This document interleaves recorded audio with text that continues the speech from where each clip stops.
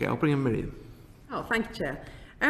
So the new policy announced in the budget, the 30 hours entitlement for babies from 9 months to 3 years old, the Chancellor said in his speech that the aim of the policy was to get mothers, parents back into work. Have the DfE done an assessment of what the take-up will be? What's your assessment of how many places will actually be taken up?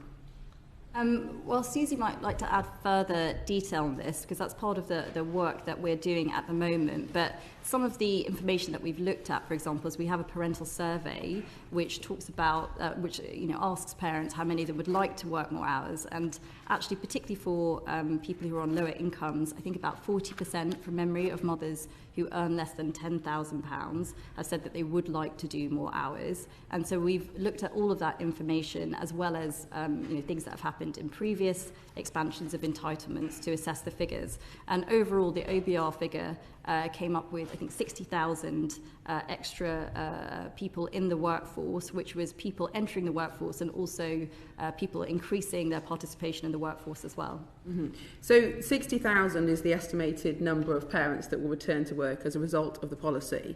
But if that's a cost of £4 billion, that's about £6,500 per parent. And if they work an average job, they'll probably contribute about £3,500 in tax. So it doesn't look particularly good deal for the taxpayer when you've got 1 million vacancies and only 60,000 people going back into work. Do you think it's a good value way to spend that £4 billion if you're trying to have an economic benefit? So I think there's a few things there. So firstly, I think this is about giving parents choice. And actually, there are lots of parents who want to work, who can't. And it isn't necessarily about the tax that they generate right now. If you're thinking just about the tax benefits, it's about their tax over their entirety of their career. And we know that for lots of parents, not being able to get back into the workforce, particularly if that's a number of years, it makes it harder for them to go back in later. And also it affects their future earnings. So I don't think you can just take a year-on-year comparison of tax generated per the amount you're spending on childcare. But I also think we should also look at the wider benefits of the policy. We know that work can have mental health benefits. I think for people that want to progress in their career as well, I think that the general ability for parents to make that choice for themselves, I think, is a positive thing.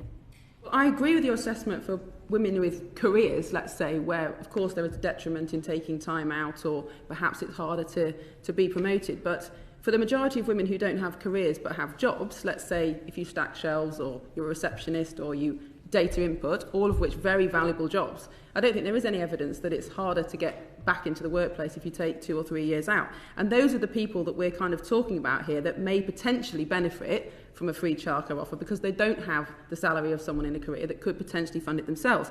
And you talk about the DfE survey data, but actually in 2019, the DfE found that 2/3 of mothers with young children would prefer to work fewer hours. ONS suggests that 77% of mothers who don't work aren't looking for work. So the number of parents who are potentially looking to benefit from this is actually quite small. But all the benefits we're talking about are for parents. What about the benefits for children? What is the evidence that children under 3 benefit from formal education and formal childcare? Well, firstly, like I said, this is about parental choice, and actually 1/3 of parents wanting to work more hours is something that we should be trying to enable, I believe. And like I said, I think actually as you go down the income deciles, for mothers, particularly who are earning less than £10,000, 40% of them did want to work more hours. So I think enabling them to have that choice by increasing the entitlements is a positive thing.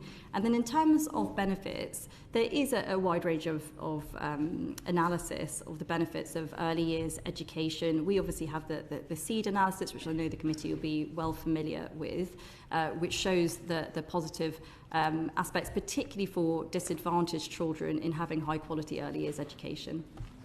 Just on that, though, most of the evidence that I've seen is for children aged 3 and above, that 15 to 30 hours a week of formal education certainly can have both cognitive and social advantages. But I would dispute the evidence for under 3, and that SEED study actually found that more hours per week of group formal childcare for young children, very young children, can have negative effects on emotional development. And certainly there's a lot of evidence that the stress hormone cortisol levels are much higher in babies under 3, particularly under 1, who spend long periods of time in formal childcare, and that's associated with increases in ADHD and behavioural problems all the way through the school year. So what evidence does the DfE have that this will actually benefit small children rather than actually harming them in the long term? Well, actually, I would dispute that, and Susie might correct me, but I think the SEED analysis does show that a certain amount of hours, I think it's about 15 hours for 2-year-olds, and even a small amount for hours for children who are younger than 2 is beneficial.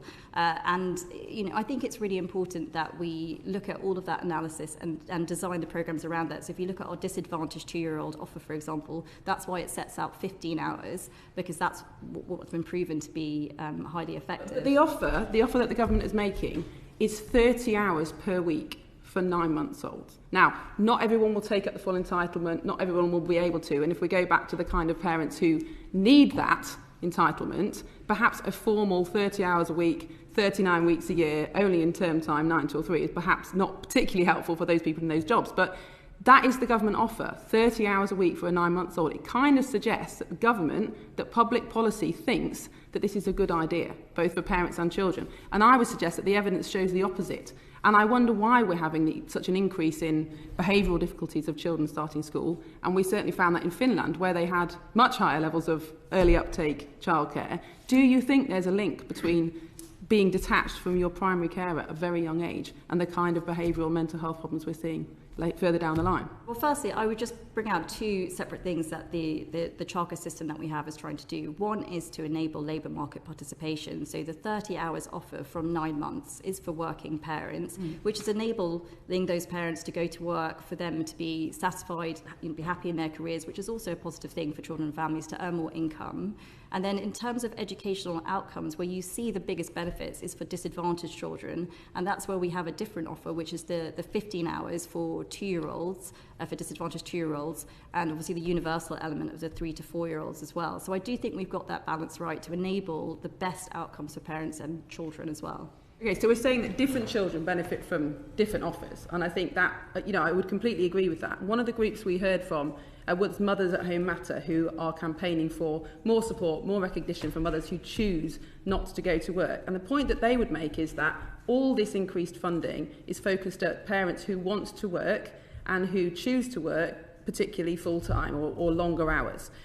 If we're saying that different children benefit from different offers of childcare, why not make policy a much more flexible one, so through vouchers or family credits, so that families can choose how to spend their entitlement, whether that's formal childcare, informal childcare, working fewer hours? Wouldn't that be a more pro-choice policy that would also suit a whole range of families, rather than just the narrow group of families that the small percentage of mothers who say they want to work more hours?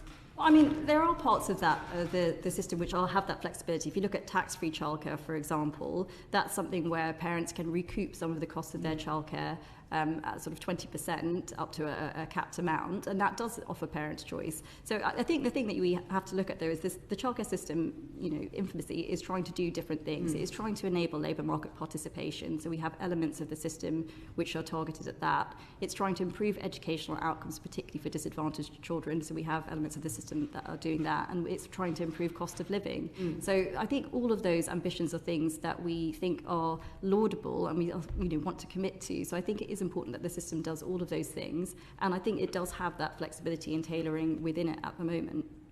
Okay, I would dispute that, because I think it's a very inflexible offer because of the way it's a term time only, 9 till 3, and the IFS study on it suggested that an increase in formal childcare offer does not actually make much difference to the way parents choose to work, how many hours they choose to work, because of it being inflexible. So I would slightly push back on that. But just the final question, one of the